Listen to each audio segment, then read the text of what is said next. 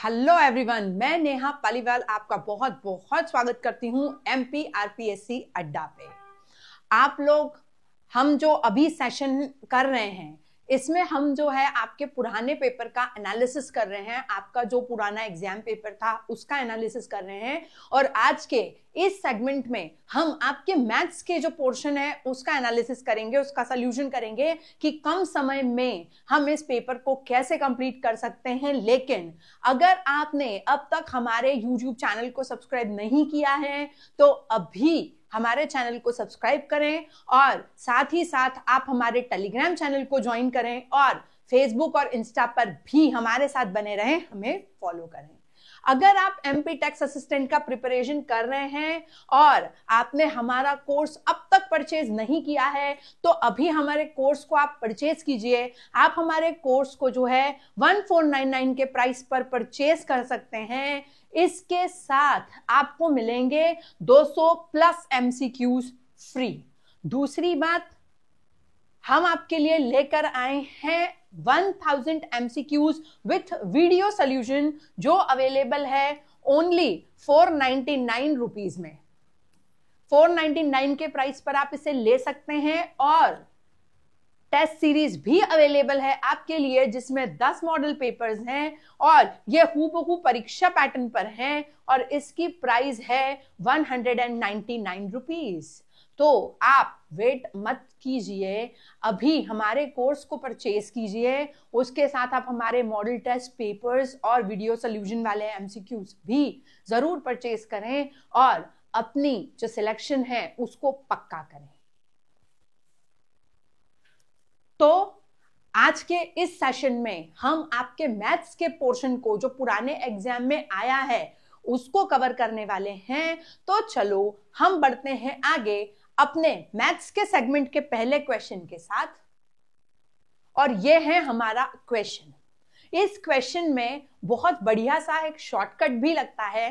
तो पहले इस क्वेश्चन को हम समझते हैं, देखते हैं कि नॉर्मली इस क्वेश्चन को किस तरह सॉल्व किया जाता है और फिर लगाएंगे इसमें बहुत बढ़िया सा शॉर्टकट जिससे ये क्वेश्चन जल्दी सॉल्व हो जाए, एग्जाम में हमारा समय बच जाए।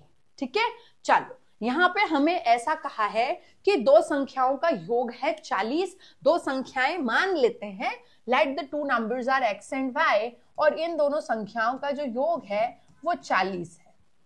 दूसरा हमें बोला है कि इन संख्याओं का जो अंतर है वो 4 है। तो ये दोनों संख्याओं का अंतर ये है 4।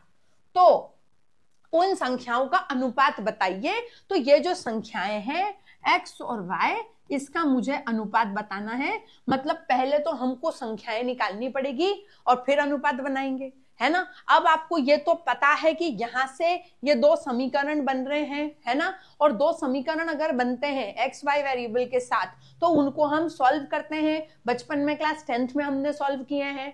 आओ देखो कैसे करते थे। x plus y equal to 40 और x minus y equal to 4, और इन दोनों समीकरणों को अगर मैं जोड़ दूं तो 2x, y और y कट जाएगा और 40 और 4 होगा 44। x की वैल्यू होगी 44/2, x की वैल्यू बनेगी 22। मतलब जो मेरी पहली संख्या होगी वो होगी 22। अब मुझे दूसरी संख्या मतलब y निकालना है।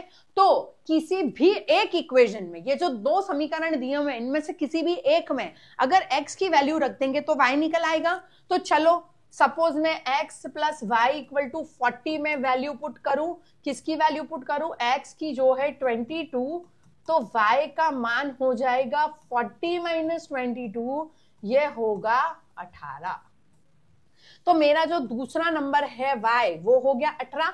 मेरे पास x की वैल्यू आ गई है 22, y की वैल्यू आ गई है 18। अभी मुझे पता है कि ये कट सकता है, इसको काटा जा सकता है, दोनों इवन नंबर हैं, दोनों सम संख्याएं हैं। 2 से कट जाएगा तो ये आएगा 11/9। तो जो रेशो बनेगा वो होगा हमारा 11:9। तो ये होगा हमारा सही जवाब। ये तो हुआ हमारा तरीका नंबर 1 इस क्वेश्चन को सॉल्व करने का। ठीक है। लेकिन हमको समय बचाना होता है एग्जाम में, तो हम टाइम कैसे बचाएंगे? समय तो लिमिटेड है, क्वेश्चन बहुत सारे करने हैं, तो काफी सारे शॉर्टकट्स हम यहाँ मैथ्स में लगा सकते हैं और अपने समय को बचाएंगे। दूसरी चीज, ज्यादा कैलकुलेशन के चक्कर में नहीं पड़ेंगे तो सवाल गलत होने की संभावना जो है वो कम हो जाती है। तो आओ देखो यहाँ क्या रख सकते हैं और कैसे ये ट्रिक लगता है। समझना, जब भी मुझे क्वेश्चन में ये चीज गिवन हो, क्या गिवन हो कि x plus y is equal to, यहाँ पे नंबर 40, 20, 25 कुछ भी हो सकता है, और x minus y equal to, मतलब मुझे ये दो चीजें गिवन हो, एक तो x प्लस वाई की वैल्यू और दूसरी x माइनस वाई की वैल्यू, और मुझसे पूछा हो x अपॉन वाई, मुझसे पूछा हो x अपॉन वाई, तो मैं इसको डायरेक्ट कर सकती हूँ। उसके लिए मुझे किसी प्रकार के भी सोल्यूशन की आवश्यकता नहीं है। तो देखो बेटा, इसके अंदर हम क्या ट्रिक लगा सकते हैं, आओ देखो कैसे निकलेगा ये। सबसे पहला काम जो हम करेंगे ना, वो हम करेंगे, ये जो गिवन है हमको x प्लस वाई और x माइनस वाई का वैल्यू, इसका हम बनाएंगे अनुपात, क्योंकि निकालना भी अनुपात है, तो यहां बनाएंगे भी क्या हम? अनुपात। अब बताओ, यहां पे अनुपात बनेगा तो दो चीज होगी, एक होगा न्यूमरेटर, एक होगा डिनोमिनेटर, ठीक है। एक होगा अंश, दूसरा होगा हर। अब अंश क्या होगा और हर क्या होगा, मतलब एक नंबर ऊपर आना एक नीचे आना, वो कैसे लिखेंगे उसकी बात करते हैं। तो न्यूमरेटर में इन दोनों का सम, ठीक है, 40 प्लस 4 दैट इज 44, और डिनोमिनेटर में इन दोनों का डिफरेंस 40 माइनस 4 दैट इज 36, वो हम यहां लिख देंगे, ठीक है। अब आपको पता है कि 44 और 36 दोनों के दोनों 4 से डिविजिबल है, इनको 4 से काटा जा सकता है। जब मैं इनको 4 से काटूंगी तो बोलो यहाँ 11 और यहाँ 9 आएगा कि नहीं? तो ये डायरेक्ट ही हमारा जो है वो अनुपात निकल आया 11:9। तो जब इतने सिंपल तरीके से ये निकल सकता है तो उतना ज्यादा लेंदी प्रोसेस फॉलो करने की आवश्यकता नहीं होती है। तो यहां पर इस टाइप के क्वेश्चन में जहां पर हमको x प्लस वाई और x माइनस वाई का वैल्यू गिवन होता है और x डिवाइड बाय y निकालना होता है, तो हम ये क्वेश्चन बड़े आराम से कर सकते हैं। ये ट्रिक लगा के दोनों का सम आएगा न्यूमरेटर में, मतलब दोनों का योग आएगा इधर अंश में, और दोनों का जो है वो डिफरेंस मतलब सब्ट्रैक्शन वो आएगा डिनोमिनेटर में, मतलब हर में। और इनको आप इस तरीके से सॉल्व कर सकते हैं, ठीक। तो ये होता है आपका क्वेश्चन नंबर 1 खत्म, जो आपके पेपर का क्वेश्चन नंबर 113 है, मैथ्स के पार्ट का पहला सवाल, ठीक बात। अब आते हैं अपने दूसरे सवाल पे और देखते हैं ये क्वेश्चन हमको क्या कह रहा है। इस सवाल में हमें ये कहा गया है कि 10 संख्याओं का औसत है 21, तो अगर मुझे संख्याओं का औसत दिया है तो मैं संख्याओं का योग बड़े आराम से निकाल सकती हूं। तो यहां पे हम सीधा लिखेंगे कि अगर 10 संख्याओं का औसत 21 है तो 10 संख्याओं का योग होगा 21 इंटू 10 दैट इज 210, ठीक है। क्योंकि एवरेज यानी औसत का मतलब होता है योग अपॉन नंबर ऑफ टर्म्स, ठीक है। तो योग बराबर हो जाएगा औसत इंटू नंबर ऑफ टर्म्स। तो औसत है 21, संख्याएं हैं 10, तो जो योग है वो हो जाएगा 210। उसी तरह एक और इंफॉर्मेशन हमको दी है, हमको ऐसा बोला यदि एक अतिरिक्त संख्या जोड़ी जाए, है ना, मतलब अभी 10 हैं और इसमें एक अतिरिक्त संख्या जोड़ दूं, मतलब नंबर ऑफ टर्म्स हो जाए 11, तो इनका औसत जो है वो 20 हो जाएगा। अच्छा, तो 10 संख्याओं का जो योग है, 10 संख्याओं का औसत है वो 21 था, तो 11 संख्याओं का औसत हमको दिया है 20, तो इन 11 संख्याओं का योग हम निकालेंगे, वो होगा 20 इंटू 11 दैट इज 220। मतलब पहले मेरे पास 10 नंबर थे, उन 10 नंबर का जो योग है वो आया 210, है ना। फिर एक अतिरिक्त नंबर जब हम लेकर आए तो इन सभी 11 संख्याओं का है वो योग बन गया 220। तो अब यहां तो बहुत आसान है ये निकालना कि वो अतिरिक्त संख्या कौन होगी, वो एडिशनल नंबर क्या होगा। तो वो एडिशनल नंबर होगा 220 माइनस 210 दैट इज 10। तो वो जो अतिरिक्त संख्या है वो होगी 10। तो यहां से हमारा जो आंसर है वो आएगा 10। तो ये फॉर्मूला होता है औसत के लिए, जहां से अगर औसत और हमें ये पता हो कि संख्याएं कितनी है तो हम योग निकाल सकते हैं उन संख्याओं का। ठीक है, तो ये होता है आपका question number, next question number 114। ठीक है, चलो आगे बढ़ते हैं अपने अगले सवाल पे। अगला सवाल जो है वो ये है कि 2 वर्षों में एक बिल पर जो ब्याज है वो 4% प्रति वर्ष है और इसका सामान्य ब्याज जो है वो 40 रुपए है, तो बिल का मूल्य होगा। अब हम यहां देख लें हमको क्या क्या दिया हुआ है। हमको टाइम दिया है 2 ईयर, हमको रेट दी है 4% और हमको साधारण ब्याज दिया है 40 रुपए। ये हमसे बिल का मूल्य मतलब प्रिंसिपल पूछ रहे हैं। ठीक है, तो हमको आता है सिंपल इंटरेस्ट का फॉर्मूला। ये जो सिंपल इंटरेस्ट है वो होता है P into R into T upon 100। अगर आप प्रतिशत लगा रहे हो रेट के साथ यानी ब्याज की दर के साथ तो बटे में 100 लगाना जरूरी नहीं है, लेकिन अगर आप प्रतिशत नहीं लगा रहे हो तो अपॉन 100 लिखना पड़ता है, ये तो हमको पता है। ठीक है, अब यहां सारी वैल्यूज पुट कर देते हैं तो ये होगा 40 equal to P into 4 into 2 बटे में 100। 2 से ये कट जाएगा 50 टाइम, तो ये P इक्वल टू हो जाएगा 40 इंटू 25 अपॉन 2, तो प्रिंसिपल हो जाएगा 500 रुपए। एक तो ये तरीका है इस सवाल को हल करने का, तो ये होगा 500 रुपए आपका आंसर। अच्छा, इतना करने की वैसे जरूरत नहीं थी, हम इसको क्योंकि साधारण ब्याज है, चक्रवृद्धि ब्याज होता है तो फिर भी थोड़ा सा कॉम्प्लिकेट हो सकता है, बट साधारण ब्याज तो हम डायरेक्ट भी कैलकुलेट कर सकते हैं। थोड़ा सा समझना, हमें यहाँ पे पूछा कि बिल का मूल्य क्या है, मतलब प्रिंसिपल क्या है, ऐसा हमसे पूछ रहे हैं। अच्छा, जो चीज हमसे पूछी गई है वो यहाँ इन ऑप्शंस में गिवन है। ठीक है, हमारा आंसर आया सपोज 500, तो हम इसी से इस क्वेश्चन को करके देखते हैं कि माना कि 500 रुपए जो है वो बिल का मूल्य है, तो क्या 500 रुपए से 4% पर 2 साल का ब्याज 40 रुपए आ रहा है क्या?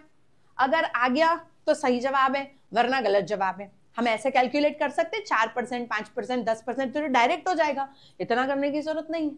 तो हम वर्बली बता सकते हैं कि 500 का 4% जब हम निकालेंगे तो 1 साल का ब्याज 20 रुपए आ रहा है, साधारण ब्याज है। अगर इस साल का 20 रुपए तो अगले साल का भी 20 रुपए होगा, तो टोटल 2 साल का मिला के 40 रुपए हो जाएगा। तो यहाँ पे डायरेक्ट ही दिख रहा है ना, तो ये तो हम सीधा सीधा ओरली भी कर सकते थे, इसके लिए इतना सॉल्व करने की जरूरत नहीं थी, ये तो ओरली भी हो सकता है।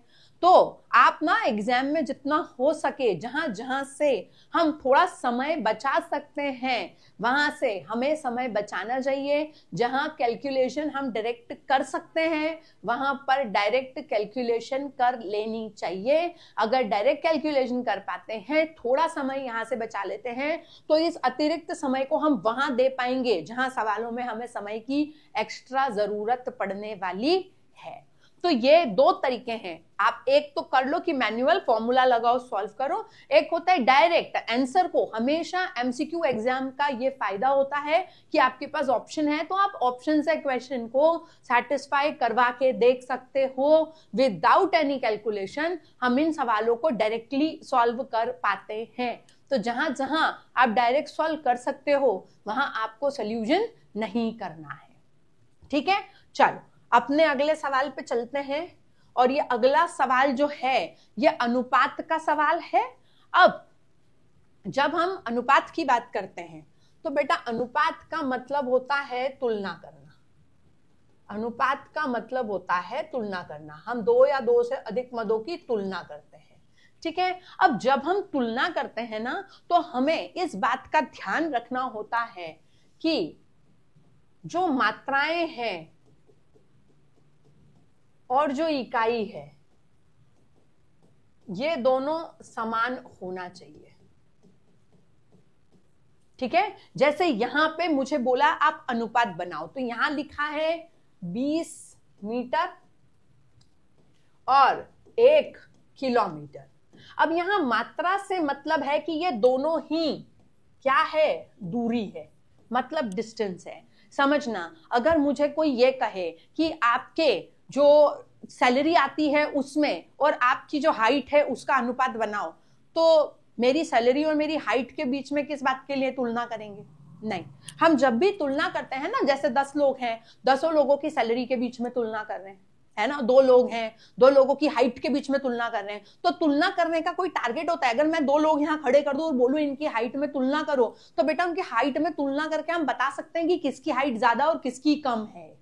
ठीक है, या दोनों एक बराबर हाइट के हैं, या कौन लंबा और कौन छोटा है। तो हम तुलना कर रहे हैं तो there must be a reason, कोई ना कोई कारण होता है तभी कर रहे हैं। ठीक है, दूसरी चीज, एक पहला तो ये कि ये मात्राएं समान हो, और दूसरा अनुपात बनाते समय इन दोनों मात्राओं की जो इकाइयां हैं वो भी समान होनी चाहिए। देखना, यहां पर हमको दिया मीटर और यहां दिया किलोमीटर, तो ऐसा नहीं चलता। या तो दोनों की इकाई जो है वो क्या हो, मीटर, या फिर क्या हो, किलोमीटर। ऐसे नहीं होगा कि 1 मीटर और दूसरा किलोमीटर और चले आप उसका अनुपात बनाने, नो, ऐसा नहीं होता है ना। तो मुझे सबसे पहले इन दोनों की जो इकाइयां हैं उनको क्या बनाना पड़ेगा, समान बनाना पड़ेगा। अब 2 तरीके, या तो मैं 20 मीटर को किलोमीटर में बदलूं, या फिर मैं 1 किलोमीटर को मीटर में बदलूं। तो आपको पता है कि 1 किलोमीटर बराबर 1000 मीटर होता है, तो अब ये बन जाएगा 20 मीटर और 1000 मीटर। अब मैं इसका रेशो आराम से बना दूंगी, और जब मैं करूंगी 20/1000 तो ये बनेगा 1:50। तो ये होगा मेरा आंसर 1:50। दूसरी एक और बात का ध्यान रखना है कि सवाल में चाहे इकाई दी हो, लेकिन जब हम अनुपात लिखते हैं तो अनुपात में हम इकाई नहीं लिखते, क्योंकि ये जो अनुपात होता है ना ये इकाई रहित होता है, ये यूनिट फ्री होता है, ये इकाई रहित होता है। तो इस बात का आप विशेष ध्यान रखें कि क्या चीज कैसी करनी है, इकाई बराबर बनानी है। मतलब क्या, अनुपात लिखते वक्त यहां पर नहीं लिख देंगे हम कि 1 मीटर और 50 मीटर। ये अनुपात जब हम लिखते हैं तो अनुपात जो है वो इकाई रहित होता है, उसमें हम इकाई मेंशन नहीं करते, उसमें हम यूनिट नहीं लिखते हैं। ठीक है, तो ये हुआ आपका सवाल। आई होप आपको यहां तक अच्छे तरीके से चीजें समझ आ रही है। अब आगे बढ़ते हैं अपने नेक्स्ट क्वेश्चन के साथ। अगला question, question number 117। Question number 117, question number 117 हमें यह कह रहा है कि एक व्यक्ति ने 20 किलोमीटर प्रति घंटे की औसत चाल से अपनी कार को 40 किलोमीटर चलाया। अच्छा, तो यहां पर व्यक्ति ने 20 किलोमीटर प्रति घंटे की चाल से 40 किलोमीटर की दूरी को तय किया। ओके, हम समझ गए। ठीक है, अगले 60 किलोमीटर को उन्होंने 30 किलोमीटर पर आवर की औसत चाल से चलाया। तो अब बाकी जो दूरी है वो है 60 किलोमीटर की, उसके लिए उनकी जो स्पीड थी वो थी 30 किलोमीटर पर आवर, है ना। अब मुझसे बोला है कि आप औसत चाल बताओ, औसत चाल क्या होगी। तो सबसे पहले आपको यह ध्यान रखना है कि whenever they ask for average speed, जब भी वो बात करेंगे औसत चाल की, तो आपको हार्मोनिक मीन मतलब हरात्मक माध्य लगाना है। इस बात का विशेष ध्यान रखना है, यह इंपॉर्टेंट है। ठीक है, अब हरात्मक माध्य लगाना है। हमें यहाँ 2 फैक्टर दिख रहे हैं, एक दिख रही चाल, दूसरी दिख रही है दूरी, है ना। हरात्मक माध्य लगाना है तो हमें सबसे पहले ये देखना है कि हमें यहाँ बोला औसत चाल निकालो। तो बेटा औसत चाल अगर निकालनी है तो ये जो चाल है इसको मैं बोलूंगी x और ये होगा मेरा w, है ना। और हरात्मक माध्य का फॉर्मूला होता है summation w upon summation W by x, ये हमको पता है ना। अब अपन इसको सॉल्व करेंगे तो देखो एक कॉलम है मेरे पास x का, दूसरा है W का, एक बनेगा W अपॉन x का जो बनेगा 40/20 और 60/30, दोनों को काटेंगे तो आएगा 2 और 2। मुझे न्यूमरेटर में चाहिए समेशन W, समेशन W मतलब W वाले कॉलम का योग, W वाले कॉलम का जब हम जोड़ लगाएंगे तो 100 किलोमीटर आ रहा है, तो यहाँ ऊपर आएगा 100। नीचे दिया है समेशन W बाय x मतलब W अपॉन x वाले कॉलम का योग, यह आ रहा है 2 और 2 4, तो यहाँ पे हम लिख देंगे 4 और ये सीधा सीधा क्या हो जाएगा 25, और औसत चाल है तो चाल की जो इकाई होती है वो होती है किलोमीटर प्रति घंटा, किलोमीटर पर आर या मीटर पर सेकंड। ठीक है, तो हमें क्वेश्चन में जब दिया है किलोमीटर और आवर या कह लू ये जो स्पीड दी है किलोमीटर पर आर में दी है, तो आंसर भी हमारा जो है वो किलोमीटर पर आर में आएगा। तो यहाँ जो है वो हमारा सही जवाब हो जाएगा 25 किलोमीटर प्रति घंटा। ठीक है, आप ऐसा भी कर सकते हो और आप इसको ऐसा डायरेक्ट भी लिख सकते थे ना कि दोनों का जोड़ होगा 100 अपॉन 40/20 प्लस 60/30, और इसको भी आप सॉल्व करते तो डायरेक्ट आप कहाँ आते, यहीं पहुंचते। तो जैसे आपको अप्रोप्रिएट लगता है, अगर आपको फॉर्मूलाज डायरेक्टली पता है तो आपको समेशन के लिए अलग अलग करने की जरूरत नहीं है, आप ऐसा भी कर सकते हो, पर फॉर्मूला याद जरूर रखना है क्योंकि कई बार एग्जाम्स में डायरेक्ट फॉर्मूला पूछ लेते हैं कि बताओ भाई औसत चाल निकालनी है तो इनमें से नीचे दिए गए में से किन सूत्रों से या किन फॉर्मूला से निकाल सकते हैं, या फिर ऐसा पूछ लेते हैं हार्मोनिक मीन का फॉर्मूला क्या है, या फिर फॉर्मूला देके पूछ लेते हैं कि ये फॉर्मूला किस चीज का है। इसलिए पता होना जरूरी है कि किस चीज का फॉर्मूला क्या होता है। तो कुछ इस तरीके से ये क्वेश्चन होगा सॉल्व। अब अपन आगे बढ़ते हैं अपने अगले क्वेश्चन के साथ, देखते हैं अगला सवाल क्या है। अगला सवाल है 5% वार्षिक की सामान्य ब्याज दर से, मतलब मुझको दी है रेट 5%। ठीक है, सामान्य ब्याज दर से 5,000 रुपए की धनराशि, प्रिंसिपल हो गया मेरा 5,000 रुपए, और ये 5,000 रुपए की धनराशि 6,000 रुपए बन जाएगी, मतलब अमाउंट हो गया मेरा 6,000 रुपए। ये 5,000 रुपए 6,000 रुपए कितने समय में बन जाएंगे, तो यहाँ कितना समय टाइम हमको निकाल के बताना है, और सवाल जो है वो सामान्य ब्याज या कह लूं साधारण ब्याज का सवाल हमें यहाँ दिया है। अब हमको देखना है कि ये साधारण ब्याज का सवाल हम कैसे हल करेंगे, है ना। साधारण ब्याज के लिए फॉर्मूला होता है P into R into T बटे में 100, है ना। जहां T हमको निकालना है, P दिया है, R दिया है। अब अगर सिंपल इंटरेस्ट आ जाए, मतलब सामान्य ब्याज या साधारण ब्याज हमको मिल जाए तो मजा आ जाए। अच्छा, मुझे यहाँ 2 फैक्टर्स दिए हैं, एक दिया है P, दूसरा दिया है I, और हमको पता है कि A equal to P plus I, amount equal to principal plus interest, और हिंदी में बोलूं तो मिश्र धन इज इक्वल टू मूल धन प्लस ब्याज होता है। तो इसकी मदद से मैं I निकाल सकती हूं, तो मेरा I होगा 6,000 माइनस 5,000, तो ब्याज होगा 1,000 रुपए। डायरेक्ट भी बता रहे हैं, 6 माइनस 5 से 1,000 रुपए ब्याज कमाया हमने, 5,000 रुपए जो है वो 6,000 बन गए, मतलब ये 1,000 रुपए जो है वो हमने क्या कमाया है, ब्याज कमाया है। अब अगर मेरा ब्याज है 1,000, प्रिंसिपल है 5,000, रेट है आपका 5%, तो आपको बताना है कितना समय लगेगा। तो बेटा यहाँ समय लगेगा आपका 2 0 से 2 0 कैंसिल, 1,000 अपॉन 50 इंटू 5 बराबर T।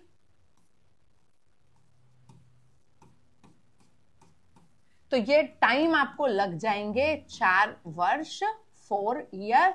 कुछ इस तरीके से ये सवाल सॉल्व होगा, कुछ इस तरीके से ये सवाल सॉल्व होगा। ठीक है, ये तो होता है सोल्यूशन करने का तरीका। अच्छा, एक और भी तरीका है जिसमें हम बड़े आसानी से ये बता देंगे कि कितने समय में ये 5,000 रुपए जो है वो 6,000 रुपए बनेंगे। समझना, देखो मुझे ये पता है कि 5,000 रुपए जो है वो 6,000 बनने वाले हैं, मतलब 1,000 रुपए जो है वो ब्याज आने वाला है। अब मेरी गेम बस यहाँ पे चलेगी कि 5,000 रुपए से मुझे 1,000 रुपए ब्याज कमाना है, बताना है कितने समय में कमाएंगे। अगर रेट दी हुई है कितनी बच्चा, 5%, है ना, तो हम कुछ नहीं करेंगे, हम तो सीधा ये करेंगे कि 5,000 का 5% कितना होता है। तो सबको पता है कि 5,000 का 5% हम ऐसे निकाल सकते हैं, 250 रुपए होता है ना। तो अगर एक साल का 250 रुपए, या ये कहूं 250 रुपए ब्याज कमाने में को एक साल लग रहा है, तो 1,000 रुपए कमाने में कितना साल लगेगा, 1,000 रुपए कमाने में 4 साल लगेंगे। साधारण ब्याज है, डायरेक्ट किया जा सकता है। इसके लिए हमको इतने सोल्यूशन की और फॉर्मूले की कोई जरूरत ही नहीं है। सिंपली अगर करोगे 5,000 का 5%, तो ये निकल गया 5,000 का 5% 250 रुपए। तो अगर 250 रुपए कमाने में एक साल लग रहा है, साधारण ब्याज है, तो 250 प्लस 250 प्लस 250 प्लस 250, या कह लूं 250 से 1,000 बनने में इंटू 4, 4 साल में जो है 250 रुपए ब्याज कमाएंगे, तो 1,000 रुपए इंटरेस्ट हो जाएगा। तो ये डायरेक्ट किया जा सकता है। फिर कह रहे हैं कि साधारण ब्याज का सवाल है, डायरेक्ट हो सकता है, इतना ज्यादा कैलकुलेशन की आवश्यकता नहीं है। बहुत सारी चीजें हैं जो डायरेक्ट की जा सकती है। आपका चीज अच्छे से क्लियर हो जाए इसलिए मैंने सॉल्यूशन भी बता दिया है, और साथ ही साथ ये भी बता दिया है कि इन सवालों को डायरेक्ट कैसे सॉल्व करते हैं। उसके लिए इतना ज्यादा कुछ भी करने की आवश्यकता नहीं है, आप ये सवाल डायरेक्ट कर सकते हैं। ठीक है, तो कुछ इस तरीके से होगा। ये आपका क्वेश्चन नंबर 118। अब चलते हैं अगले क्वेश्चन पे। ये अगला क्वेश्चन क्या कहता है वो देख लेते हैं। तो एक प्रतिनिधि एक मकान को बेचने पर 6% कमीशन काट कर मालिक को 2,35,000 रुपए अदा करता है, तो मकान का मूल्य क्या है ना। तो सपोज मकान का मूल्य रहा होगा X, मकान का मूल्य रहा होगा X, इस पर से 6% जो है वो कमीशन दिया, उसके बाद जो पैसा अदा किया गया वो है 2,35,000 रुपए। तो हमको इसकी वैल्यू बतानी है, ऐसा ही पूछा। अब ढंग से समझना,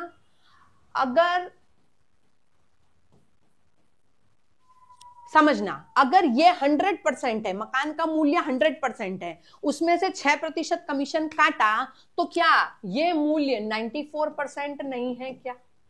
ठीक है, तो अब इसको हम डायरेक्ट कर सकते हैं, यूनिटरी मेथड लगाएंगे कि अगर 94 बराबर है 2,35,000 के, तो 100 किसके बराबर हुआ, सिंपल। तो यहां पे हम इसको करेंगे 94 बराबर है 2,35,000 के, तो 100 किसके बराबर होगा। बहुत सारे बच्चे केपेबल हैं, वो डायरेक्टली भी कर लेते हैं, लेकिन बेटा आप ध्यान रखना, अगर डायरेक्ट नहीं कर सकते हो तो आपको एक बढ़िया तरीका बताती हूँ। अगर आपको कंफ्यूजन होता है कि यार ये तो कैसे सॉल्व होगा, तो जब भी कंडीशन ये बने, आप इसको ऐसे ध्यान रखना कि कंडीशन जब ऐसी बनेगी कि अगर ये इसके बराबर तो ये किसके बराबर, तो हम इसको ऐसा लिख लेते हैं A B C, और इस क्वेश्चन मार्क को हम बोलते हैं D, और D होता है BC अपॉन A। D होता है BC अपॉन A। अब सिंपल, कौन है B? B है 2,35,000। कौन है C? C है 100। और कौन है A? A है 94। अब अगर हम इसको सॉल्व कर देते हैं तो हमें पता चल जाएगा कि हमारा जो सवाल है उसका जवाब क्या है। तो 2,35,000 डिवाइडेड बाय जब आप 94 करोगे तो आपको मिलेगा 2,500, और 2,500 में आप इंटू 100 कर दो तो आपको मिल जाएगा 2,50,000। यही है आपके मकान का मूल्य, 2,50,000 रुपए। यह तो हुआ पहला तरीका इस सवाल को सॉल्व करने का। अब हम एक तरीका और भी देख सकते हैं लेकिन उसमें कई बार थोड़ा सा समय ज्यादा लग जाता है, क्योंकि ऑप्शंस अगर सब ट्रिकी ऑप्शन आ जाए तो दिक्कत होती है। यहां तो बड़ा आसान है, समझना। जब मुझको बोल रहे हैं कि कमीशन काटने के बाद 2,35,000 रुपए दिए, तो कमीशन काटने से पहले 2,19,900 इम्पॉसिबल इवेंट है, आंसर ये हो नहीं सकता। अब या तो ये मेरा आंसर या ये मेरा आंसर है ना। अब अगर मैं चेक करूं 2,50,000 रुपए के लिए कि 2,50,000 रुपए इसका 6%, इस पे से 6% कमीशन काटा है, तो इसमें हम निकाल लेते हैं 2,50,000 का 6%, इसका 6% निकालेंगे तो ये आएगा हमारा 15,000 रुपए, ठीक है। और 2,50,000 में से जब हम माइनस कर देते हैं 15,000 को, तो हमें मिल जाता है 2,35,000। तो बिल्कुल हमारा यही वाला ऑप्शन जो है वो सही जवाब है। तो इस क्वेश्चन को आप डायरेक्ट भी कर सकते हो, 2 जीरो से 2 जीरो कैंसिल होंगे और 2500 इंटू 6 करोगे तो आपको 15,000 मिल जाएगा। तो आप इन क्वेश्चंस को ऐसा भी कर सकते हो, लेकिन अगर तीनों ही ऑप्शन ऐसे दिख रहे हैं 2,60,000, 2,35,000, 2,40,000, 2,50,000, तो फिर थोड़ा सा समय लग जाता है ऑप्शन से क्वेश्चन को चेक कराने में। तो फिर हमें क्या करना पड़ता है, हम इस तरीके से इस सवाल को हल कर लेते हैं। तो जो पहला तरीका आपके दिमाग में आए, आप उससे क्वेश्चन को सॉल्व कर लेंगे। हो सके तो जितना कम पेन पेपर यूज करें और जितना ज्यादा इसको डायरेक्ट करने की कोशिश करेंगे, अगर ऑप्शन से क्वेश्चन को सेटिस्फाई कराओगे तो ज्यादा जल्दी हो जाता है। कैलकुलेशन कम करनी पड़ती है, और कैलकुलेशन किस तरह करनी है वो भी मैंने आपको बताया। तो जैसा आपको अप्रोप्रिएट लगे आप क्वेश्चन को उस तरीके से सॉल्व कर सकते हैं। देखो, हर एक स्टूडेंट की अपनी स्ट्रैटेजी होती है, सब अपनी अपनी स्ट्रैटेजी से क्वेश्चंस को सॉल्व करते हैं। तो मेरा काम है आपको थोड़ा सा इजी तरीके बताना। दोनों तरीके मैंने आपको बता दिए, सॉल्व कैसे करना है, शॉर्टकट्स कैसे लगाने हैं। अब आपको जो अप्रोप्रिएट लगे आप वैसे इन क्वेश्चंस को सॉल्व कर सकते हैं। और यह है आपका अगला क्वेश्चन, क्वेश्चन नंबर 120। यह है आपका अगला क्वेश्चन, क्वेश्चन नंबर 120, और यह है इस सेशन का सबसे लास्ट क्वेश्चन। आओ देखो, यहां लिखा है 5 संख्याओं में से प्रथम 4 का औसत है 8। अच्छा, टोटल 5 संख्याएं हैं। सपोज करो संख्याएं हैं A, B, C, D, E, ये 5 संख्याएं हैं, और इनमें से ये जो पहली 4 है इनका जो औसत है वो है 8। अब ये औसत कैसे निकला होगा, इन चारों को जोड़ा होगा अपॉन 4, तब ये औसत आया 8, ठीक है। फिर हमसे कह रहे हैं कि अंतिम 4 संख्याओं का औसत है 6। अच्छा, ये अंतिम 4 संख्याएं हैं, इनका औसत है 6। अब इनका औसत कैसे निकला होगा, तो इन सारी संख्याओं को भी जोड़ा होगा, B, C, D, E बटे में 4, और औसत आया 6, ठीक है। तो यहां से हम संख्याओं का योग निकाल सकते हैं। ये तो अभी हमने थोड़ी देर पहले क्वेश्चन में डिस्कस किया था। यहां से निकल जाएगा, क्या निकलेगा, A plus B plus C plus D equal to 8 into 4 that is 32। और यहां से निकल जाएगा B plus C plus D plus E 6 into 4 that is 24। मतलब मेरे पास 2 चीजें हैं। वो कौन सी 2 चीज है, A plus B plus C plus D, और दूसरी चीज है B plus C plus D plus E। ये पहला जो है ये है आपका 32, और ये बाद वाले जो हैं ये है आपके 24। अब मुझको निकालना ये है कि पहली और 5वीं संख्या का अंतर बताओ। तो सिंपल बेटा, ये 2 इक्वेशन बन रही है, ये पहला ये दूसरा। पहले में से दूसरे को जब माइनस कर दोगे तो ये माइनस माइनस माइनस माइनस बन जाएंगे। तो प्लस का बी माइनस का बी कट, प्लस का सी माइनस का सी कट, प्लस का डी माइनस का डी कट, बचेगा A minus E that is 32 minus 24। ए कौन है हमारी पहली टर्म, ई कौन है हमारी लास्ट टर्म, और हमसे यही पूछा है कि पहली वाली और लास्ट वाली जो टर्म है उसका अंतर बताओ। तो हमको 32 - 24 जब हम करेंगे तो हमें मिलेगा 8, और 8 होगा पहली और आखिरी वाली टर्म का डिफरेंस। तो इस तरीके से हमें यह क्वेश्चन सॉल्व करना होते हैं। ठीक है, आई होप आपको अच्छे तरीके से ये सारे क्वेश्चन क्लियर हो गए होंगे। तो यहां खत्म होता है हमारा मैथ्स वाले सेगमेंट का पेपर एनालिसिस। इसी तरह हमारे साथ बने रहिए और हमारे YouTube चैनल को जरूर सब्सक्राइब कीजिए। आपके समय के लिए बहुत बहुत धन्यवाद। इसी तरह हमारे साथ बने रहिए पेपर एनालिसिस के लिए। Thank you very much.